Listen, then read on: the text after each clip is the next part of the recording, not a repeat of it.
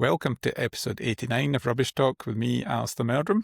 Me, Cait Lawson. Me, Riska, Hasan. Two guests this week. We're privileged. And unfortunately, we were also meant to have Jane Bond. We've got some IT issues. So Jane was here, but she couldn't be heard. So it's not ideal recording a podcast with somebody that can't be heard. So unfortunately, it's just myself and Cait and Riska. And they are students at Edinburgh University. And they are currently doing the module with Dr. Jennifer Caffrey, who is the senior lecturer at SRUC, which is the Scottish Rural University College. And the module they're doing is resource recovery and circular economy, because they're both waste geeks, I think. So, Kat, could you maybe let us know what the actual course you're doing? Because the resource recovery and circular economy is just a module you're doing. You're doing a proper course at the University of Edinburgh. Yes, exactly. I'm doing a Master's of Science in Ecological Economics, and it's through the School of Geoscience. So it's just kind of looking at economics through an ecological and earth science lens. What was your previous degree before you did that? Yeah, my undergrad was International Business and Economics and International Relations. I did a dual degree. Economics and international relations. Exactly. And have you used any of that yet? Yeah, a bit. In my previous work, which led me here, I got to work a little bit more internationally. Yeah, yeah. So how the university? How big a course is that then? Is that a big? Yeah, number of students? I would say it's one of the bigger courses within geoscience, at least. It's about 45 students. Yeah. Cool. And is Edinburgh the top place to do it then? What drew you to Edinburgh? Yeah, ecological economics is a really niche degree and specialty. And so there's only a few courses in the world that offer it, but Edinburgh's director and lecturers are the top. So my professors, Curran and Seb, they're masters, and then I get to have modules with Jennifer. Yeah, it's really an exceptional course. Sounds good. And there's nothing like coming to Edinburgh as well to study. No, Obviously. Edinburgh is so beautiful, so amazing. Scotland as a whole. So busy sometimes as well. Yeah, especially in Christmas with all the tourists. And Riska, what are you doing? Are you doing the same or are you doing something different? I'm doing something different. But first of all, thank you for inviting us to this rubbish talk, to Alasdair and Jane.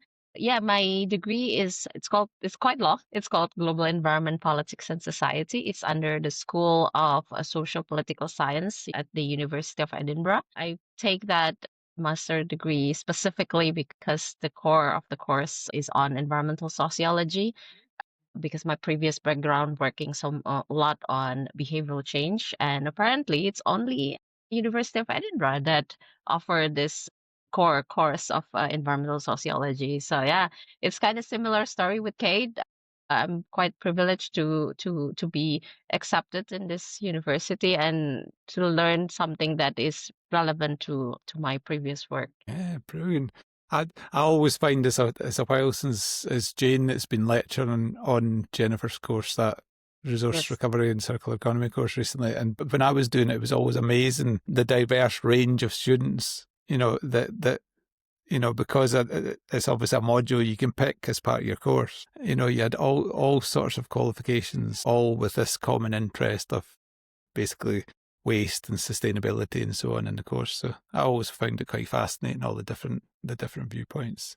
Obviously, both of you are not from Scotland. You're not from Edinburgh originally. So, Cait, where are you from originally? And have you worked previously, as well as doing your degree? Have you worked previously in your home country? I was just about to give away your home country there, but I'll let you tell the listeners. Yeah. So I'm originally from the US, but also spent quite a bit of my years in Eastern Europe and Hungary. I didn't get to work and see the waste side in Hungary, so most of my working career is from the US, and I worked for about 2 years within waste research, and I just love waste so much. It was really fascinating. We just collected data. I worked for the research and analysis team of a small environmental consulting firm that specialized in waste research. And Yeah, it kind of took me all over the US and different projects. Some were local projects, but quite a few were nationwide projects. So I got to see waste from all different sides of the United States. What type of data were you collecting or Yeah. looking at? Oh, so many. There was my most recent over the year of 2024. We looked at waste to energy. And so we kind of went around the US in different climates and saw how much dry thermo waste there was, plastics and things, and then also bio things like food or paper, more compostable or digested things throughout the US in the different waste streams. But we did litter studies, we did food studies, really, we did consumer behavior studies, everything in between. The whole lot. Yeah. And is that what drove you to come here to do your master's then? Was it that connection? Yeah. I think I've just always been a bit of a waste geek, and a lot of my friends are also in the waste industry. They own like their own little waste companies or diversion companies. But yeah, so I definitely wanted to just understand how to utilize data from the economic side in order to just create informed conversations and informed decision making to help our streams and help the consumption diversion. No, sounds good. Sounds good. The same question for you, Riska. Well, I come from Indonesia. It's in Southeast Asia. I still mention about the region because that's also part of my professional work. Before coming here to Edinburgh, I worked for a project for the Southeast Asia region. So not only for Indonesia, but also other member states of Southeast Asia, like Cambodia, Philippines, and Vietnam. I've worked in that project for 5 years. And before that, I mean, same like Cait, maybe I can also call myself a waste geek. It's more about like being an advocate of, well, trying to be an advocate of the waste prevention because I see a lot of people in my surroundings, they use a lot of single-use plastics, and I always got frustrated easily because like why don't you avoid using plastics or single-use plastics or plastic bottles when we can use anything like tumblers, like anything reusables, and all of that lead me to my work. I was, yeah, again, got a privilege to actually work with the project where I can learn a lot about behavioral change, which is apparently my focus to work on. Sounds fascinating. Sounds fascinating. I don't think we've had anybody from America or Indonesia on the episode before, so you're both a first for us. So waste management system in America, what's the like? I always explain to people in the UK where, it used to be going back ages. Everything went to landfill and we managed to recycle like 5%. Now we're sort of 50% goes to landfill or waste energy, and we're recycling a bit, we're composting a bit. What's the sort of mix in America? Is most waste energy, or is it still going to landfill, or are you recycling lots, or how does it all work? Yeah, I would say the majority still goes to landfill. Waste to energy actually is very unheard of in certain regions of the US. Really, only the East Coast has waste to energy facilities, but they tend to say it's just because they have so much land and space that they could have these landfills. But I think it's more of just a very traditional perspective on waste systems. It's cheap.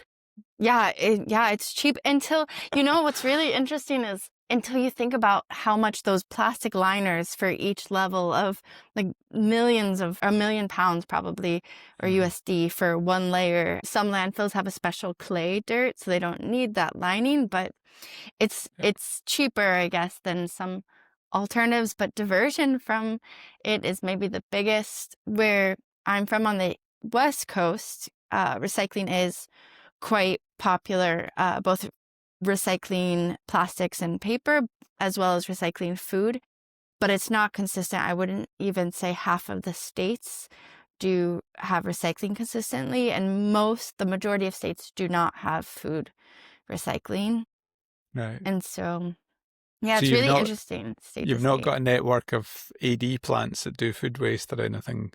No, yeah, there's a few starting to pop up. I was actually on a project that we looked at 4 states in the food waste, but it wasn't even a quarter of that state's food waste got diverted to the plant. And so, yeah, it's still a bit, it's really in the foundational fruition stage. I feel like every year you see a bit more and more. Some areas maybe have been doing it for 20 years, but most it's within the past 5 years, if they do it at all. And what about the collection system? Is it the same as here? That you've got, if you do have recycling, do you have different bins or containers for it? Yes, yeah, exactly. So again, that's also city to city and state to state. For the most part, they have their own recycling bin.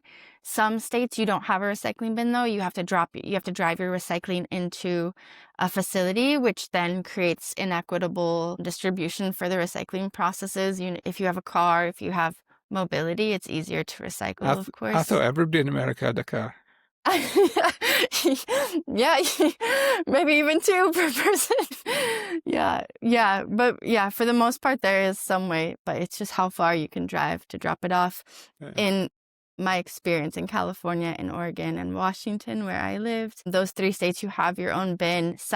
The metals and the glass would be separate, but for the most part, it would all mixed recycling. Your plastics, your papers, your metals and glass all go in together. Do you have the same sort of thing as we've got in terms of targets and so on that governments need to meet or states need to meet? Do they have that? Yeah, to be honest, it's mostly state to state. I can't recall any of the federal regulation around waste. I actually think it's very sparse federally, but there'll be none federally at the moment. Yeah, exactly.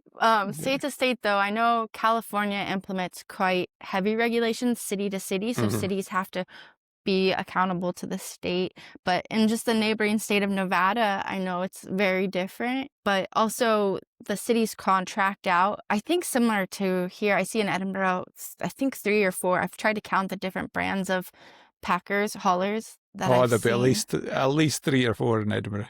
Yeah, are they contracted by district or are they contracted by any? Well, most in Edinburgh it'll be the commercial waste, and that'll be contracted by the commercial, the restaurant or the hotel or whatever.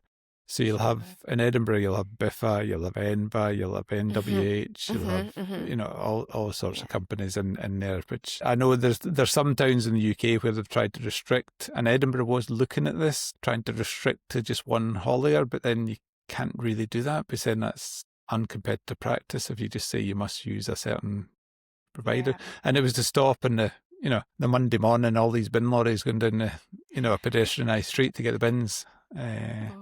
So it is a challenge for, especially busy cities in terms of managing the waste. So. And Riska, Indonesia, what's happening in Indonesia? Is it Indonesia that's got the landfill that there's all these diggers that one passes to the next digger and the next digger and it pushes the stuff up the landfill site? Yeah. I think I can even say I think it's based on my knowledge. I think it's mostly in the global south, but I can specifically say at least like in the countries in Southeast Asia, all the waste are not segregated, unfortunately, and then most of them will end up in landfill. One mostly because we have the land for that, and there is no landfill tax, for example, like here. So that's like the easiest solution for the government, for the municipalities to just manage their waste is basically to just dump all of them to the landfill. If the landfill is already fully loaded, and then that happens in the illegal open dumping. But yeah, unfortunately now I think there are so many already cases of marine litter problem, like it's at least 6 of the Southeast Asian countries being the top 10 polluters of marine litter in the world. And so it brings already some of the attention to the region, especially to the government of the regions to work on their waste management. And what I can say, at least in the innovations coming from the startups, for example, working like they help the municipality also to segregate the waste, help the household. So these startups they work directly with the households to segregate the waste, and then they will collect and then manage the waste to be recyclable. So yeah, at the end of the day, it's not only the work for the government, but it's mostly like the work from the households and then the non-state actors, and then yeah, well, the governments are there like the regulators, but we need obviously the whole system to work together because I think it's already urgent now. It's a good thing that at least this, yeah, we have this support system like these startups, NGOs, or even like the social enterprises working on recyclables like that. And in terms of waste collection from a household, so if you generate waste at a house, how does that work? Is there a collection system, or do you need to take it someplace or pay? Yeah, I mean, again, I think it's kind of similar what Cait has mentioned.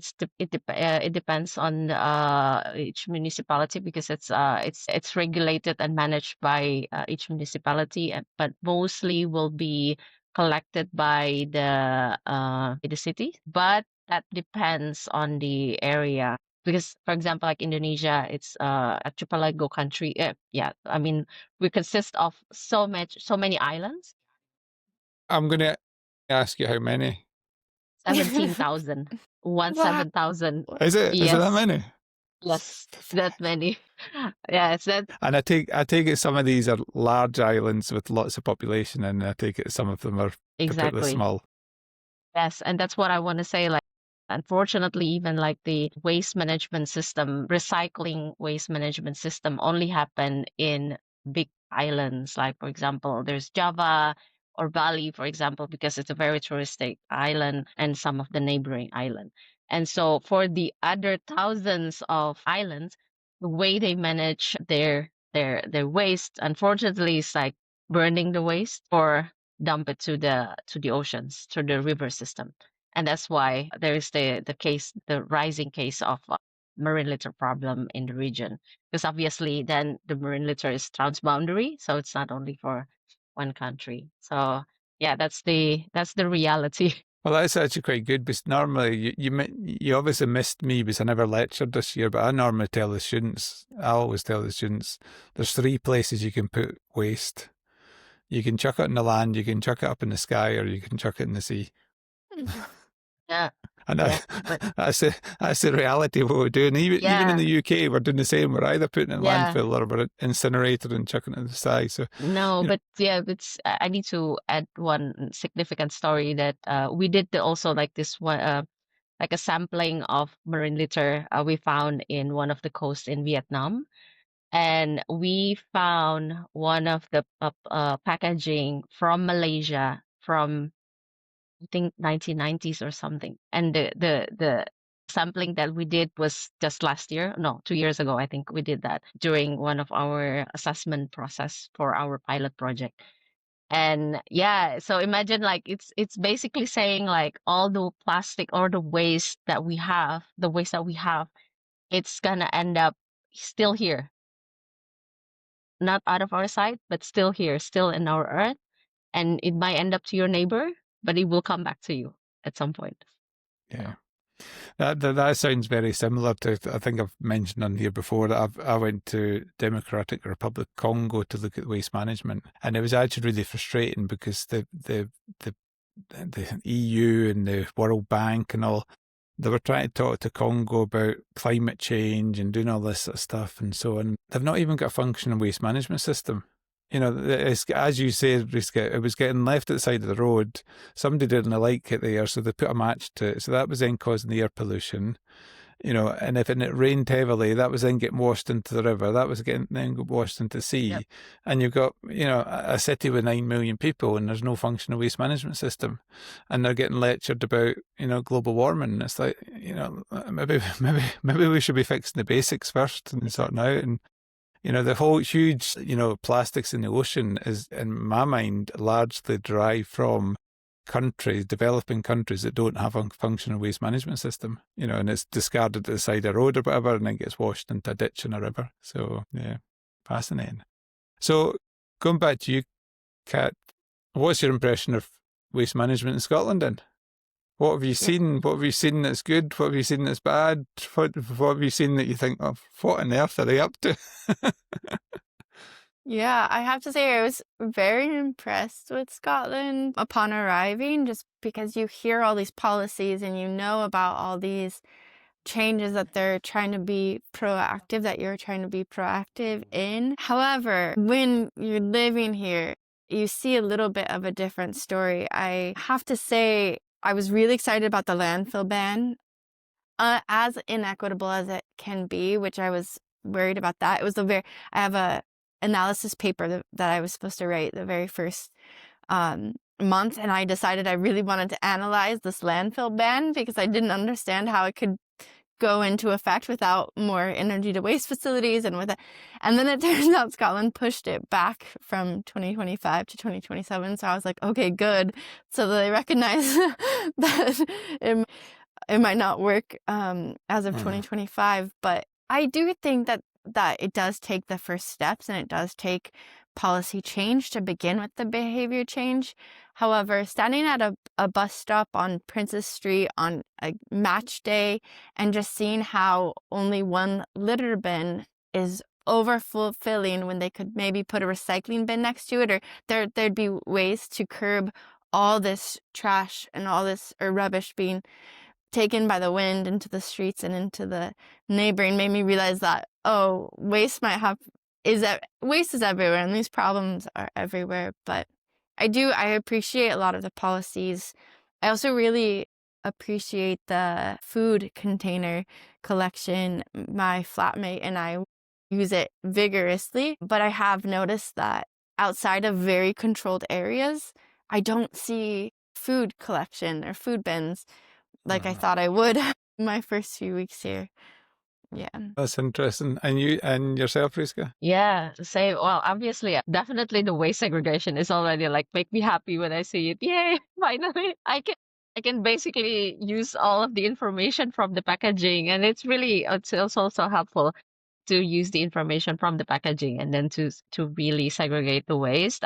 Me as the waste geek, I really like religiously looking at the packaging, but unfortunately, there's still some not following that, and that got me frustrated again. The next point is that I do agree with what Kate has mentioned about all the policies, especially about the food waste system.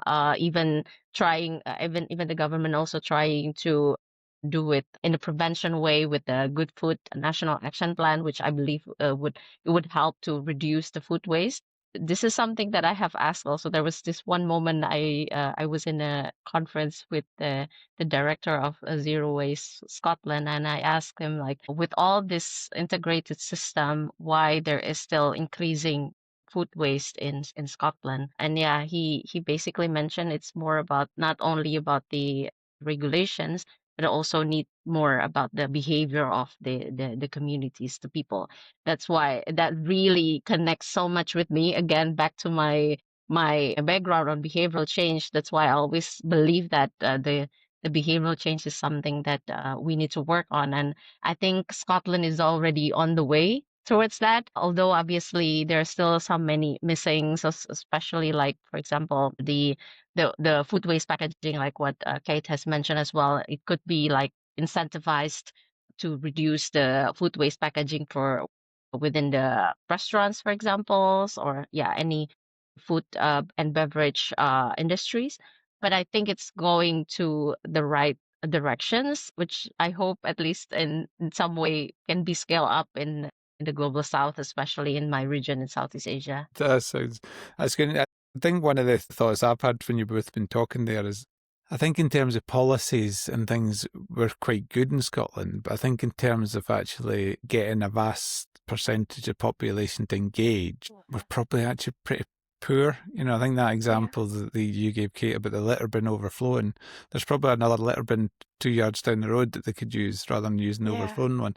And it's back to, but I'm always talking about people not taking responsibility for waste, and that, both of yourselves are probably, you've come from that background, you understand waste, you're trying to do the right thing, but you're at the top end of the scale, I would suggest. And it's, I suppose, Riska, with your behaviour change thing, how do we change that? How do we get that percentage of the population that does litter, doesn't recycle waste that well? Talked earlier on about, there's only about 20% of people using their food waste recycling service, whereas almost 80% of Scotland's got that. How do we change that behaviour? You're the young team coming in. How are you gonna sort that? No pressure at all. Okay.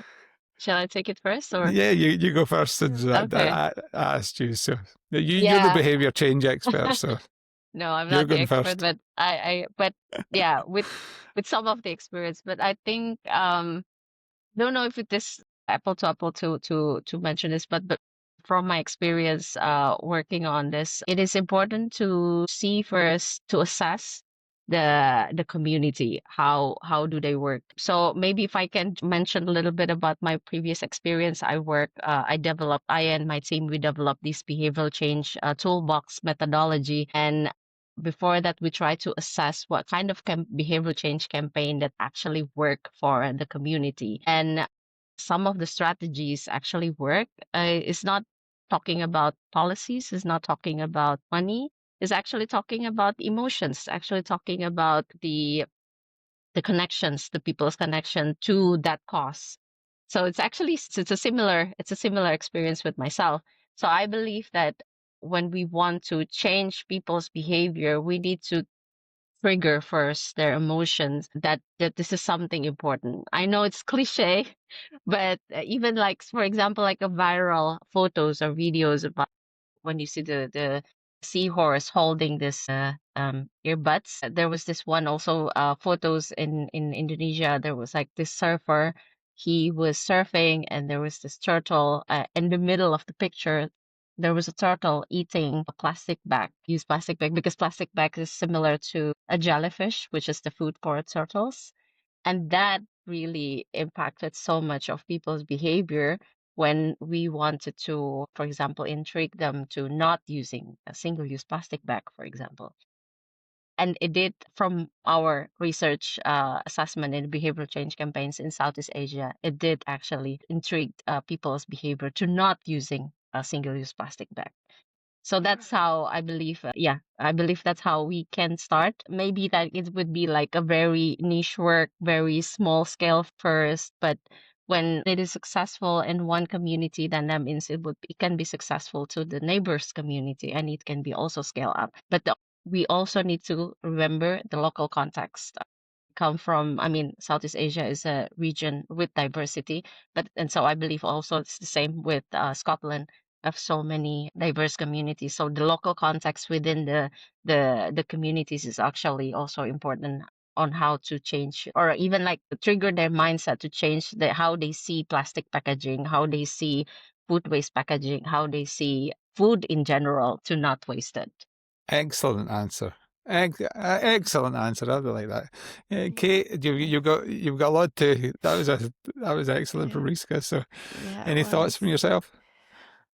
I mean, no, but I'm really interested in collecting the data on behavior, because I think if we don't know the data, how can we make these changes? It made me, you speaking of that, Riska, remind me of how Copenhagen is having people collect and trade in litter for food and I know the data isn't out on that, but I'm just so curious. Yeah, I think behavior, meeting people where they're at instead of top-down implementation is going to be the most long-lasting. That's the data has proven, but I have no clue. I'm really fascinated. I think it's totally, I was looking at someone in LinkedIn the other day, and somebody was moaning. I think it was McDonald's had used a paper type cup on their coffee, and they were moaning that it was rubbish, and then they went and got a coffee, and now it's back to a plastic lid, and he was quite happy. And I'm like, you're in a car, put a disposable cup in your, put a reusable cup in your car, and you don't need to worry about it. And then I'd done a count of, I think I've managed to search out how many disposable cups are chucked out every year in the UK, and it was billions and billions. And I think if you try and get that message across to people for them to understand, everybody just thinks it's just one cup. But everybody's thinking it's just one cup, and that's where it grows. Right. So thinking about your careers. You both had jobs. You're both studying hard. I presume you're studying hard, or you're all out partying and enjoying yourselves. We wish. What advice to the younger you?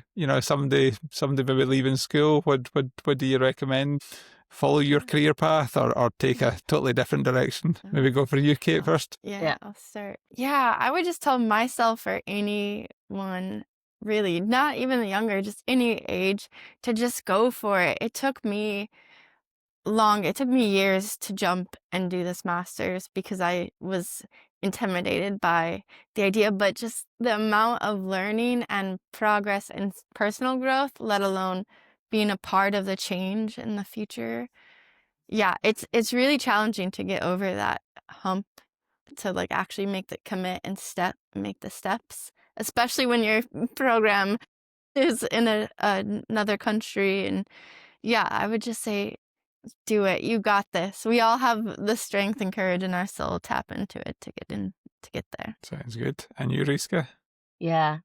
For me, I think it's good to see what is the starting point, what actually motivates you to work in this industry. Obviously, I think the Gen Zs now, they're all quite, I would say, woke generations, which is good. I think it's still a good terms. Like they're open with all this knowledge, and they see now we have all this crisis of climate change, marine litter problem, and air pollutions, for example, and they even share all this information through social media, which is like a good platform to spread more information about the crisis that's happening in our earth now. And I think that's a good trigger to go into this field. I say that because sometimes I mentioned this a lot, the word frustration, because when we work in this field, we work not only with the government, we work with a lot of aspects, a lot of stakeholders. And when we work, obviously, with a lot of stakeholders, that means a lot of conflict of interest. They have their own,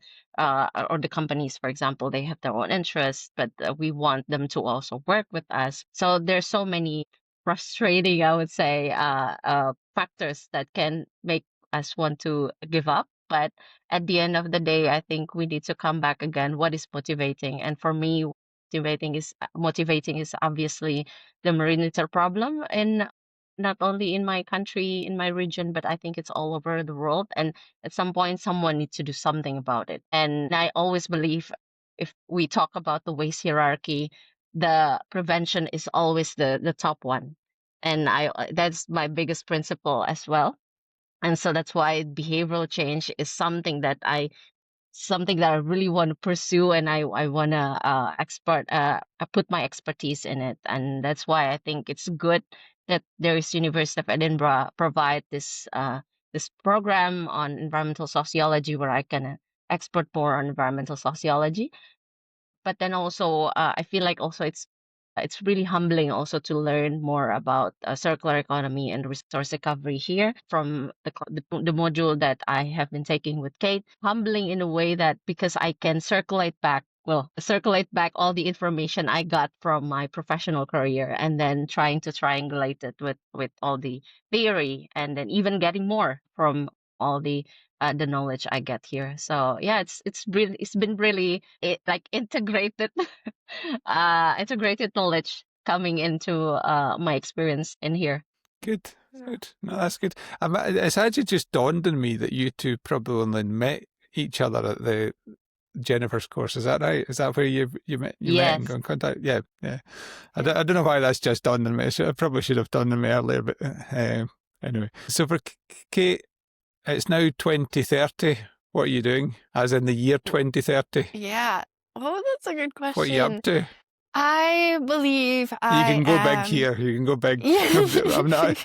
Well, if you go really big, I'll be back in touch with you for an extra episode in 2030. Yeah, and see if, I think I am working in waste research with my homegirls, and we are collecting data and using it to help people make decisions and make better policy and work with communities. And Yeah, I think I would be just even more passionate about waste streams and consumer behavior because I've seen plethora of data, hopefully.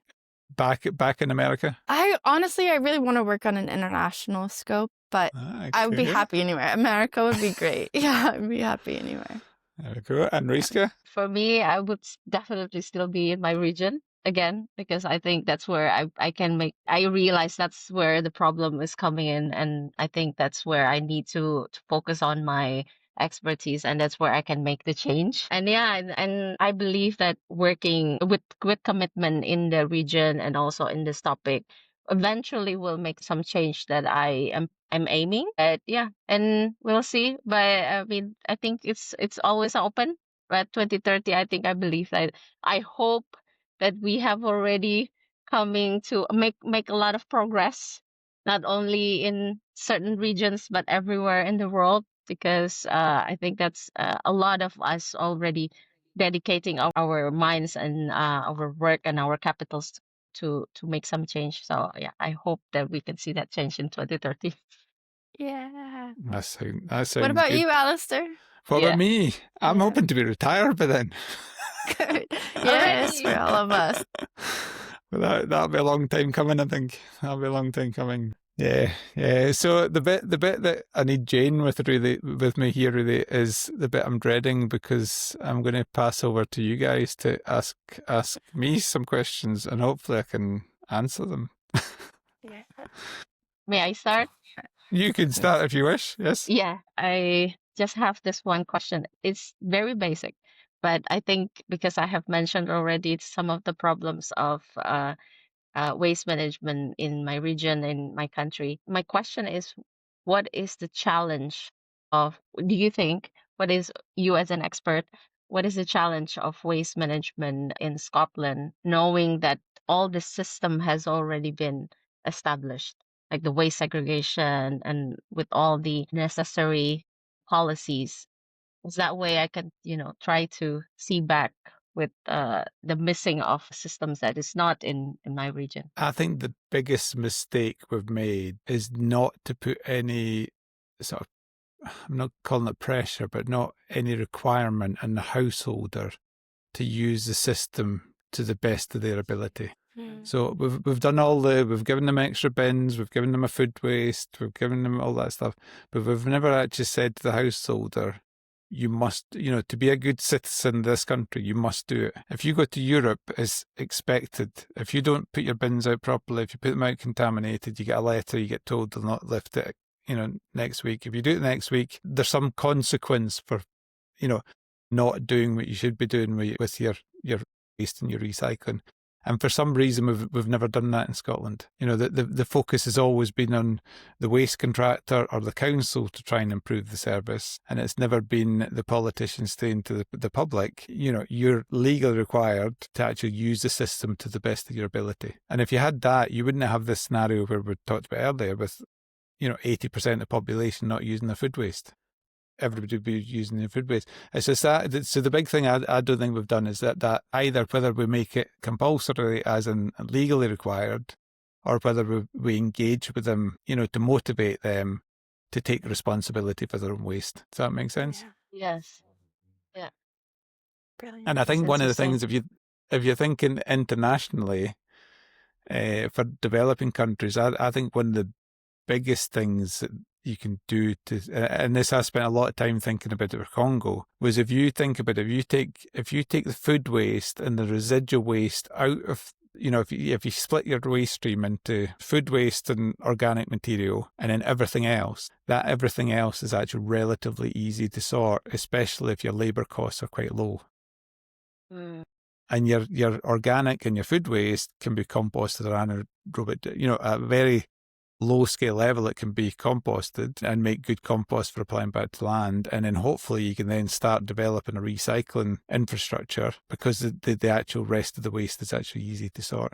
And I think sometimes for developing countries, they almost try and get too complicated to try and copy what we've maybe got over here, when you don't actually need to do that in the first place. Yeah. Does that answer your question? Yes, that does. Thank you. Okay. I have quite a few. Let me just take out my list. We're not got time. We can cut you off. Yeah. I might just leave it for the most pressing one for me. I would love to know if you could look back on your career. What would you say to your younger self? Also, is there anything different you would do within your time within waste, or put your focus towards more or less? Good question. I was talking to this. Who was I talking to? I was talking to somebody about this the other day. So, my first job was at Shanks and McEwen back in 1990 to 95, and I looked after the environmental compliance for landfill sites.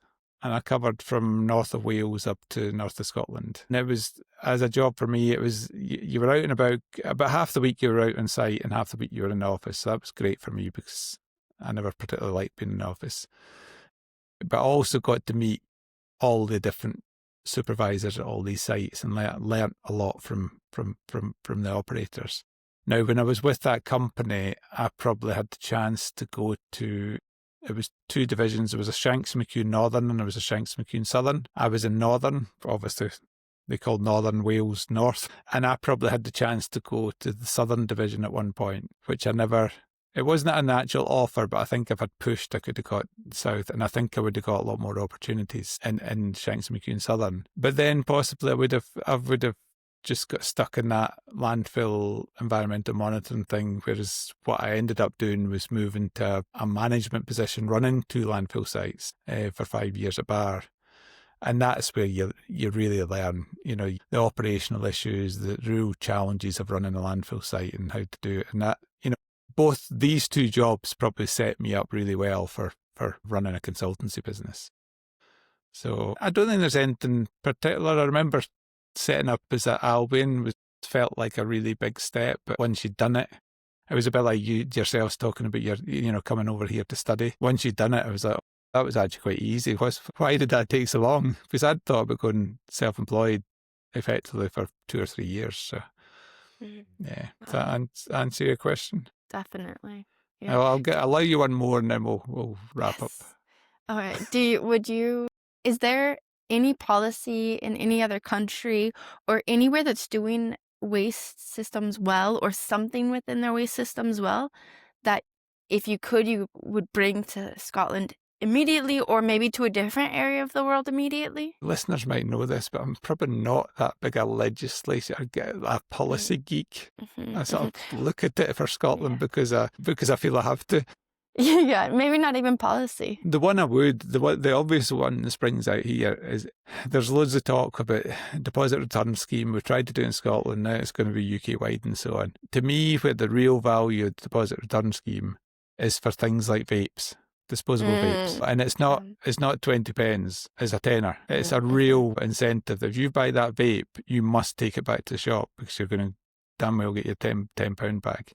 And to me, that's where we missed a trick. There's certain things out there. There's huge issue in the industry with these nitrogen oxide canisters that you can buy a 12-pack on Amazon for not a lot of money, and it costs you 3 or 4 times that amount of money to dispose of it. So how can a retailer sell that when it's actually cost them more for a council, whatever, to pick up the disposal cost? So things like that should have a really chunky deposit return scheme in it.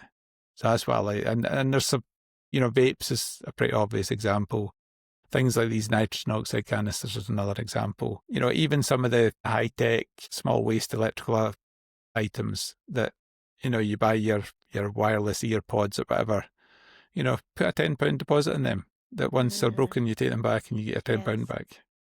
Yeah, brilliant. So that's the was that a cop-out, that answer? It wasn't too big a cop-out, was it? No, that was great. Yeah. I see vapes everywhere, by the way. Oh, Yes. it's And people outrageous. somehow people just throw the vapes, the tube is just like everywhere. I was in a Scottish Government call last week about it, and the industry reckons, some of the big players in the industry reckon they're having a fire every single day. Yeah, and they estimate there's 4 bin lorries going on fire every single day. And these things are 150, 200 grand's worth. Wow. And it's all, if you crush a vape, it'll go on fire. So it's madness that we're allowing that stuff into the waste stream.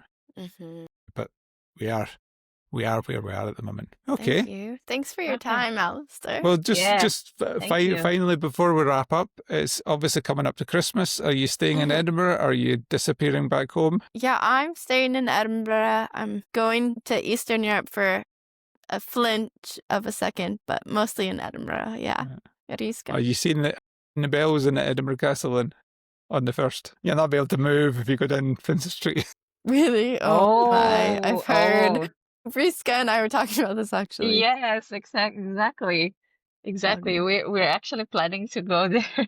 But yeah, I mean, I used to live also in Italy with the host family, and now they moved to Essex. So they have invited me to spend Christmas there. So yes, would be like my first true Christmas celebration. Well, at least in England with my Italian family. But yeah, that's I think would be nice. So does Italian family do turkey, or do you know what you're getting for your dinner yet? Pork, obviously, but since I cannot eat pork, but yeah, I mean, the Italians, they eat a lot of pork. But yeah, I mean that they're always like, I understand that I cannot eat pork, so yeah, they always provide me with some more chickens, chicken roast or maybe Sunday roast. Good. So sweet. And Alasdair, what are you doing? Well, I'm staying at home. I've got a house full of guests, so that's my. I'm staying at home this year, so beautiful. I think hopefully the weather gets a bit kinder than it's been the last few days, because it's been pretty foul. So, well, thank you both very much. That was fascinating to learn a wee bit more about your courses, waste management in your individual countries. So, thank you very much. Yeah, such a pleasure for me. Such a pleasure, yes, pleasure for us, Alasdair. Thank you. Yeah, thank you again for allowing us to be here. Thanks for tuning in. We hope you enjoyed this episode. See you again next Thursday at 4 p.m. Don't forget to follow, share with friends, and send us your feedback at hello@rubbishtalk.co.uk.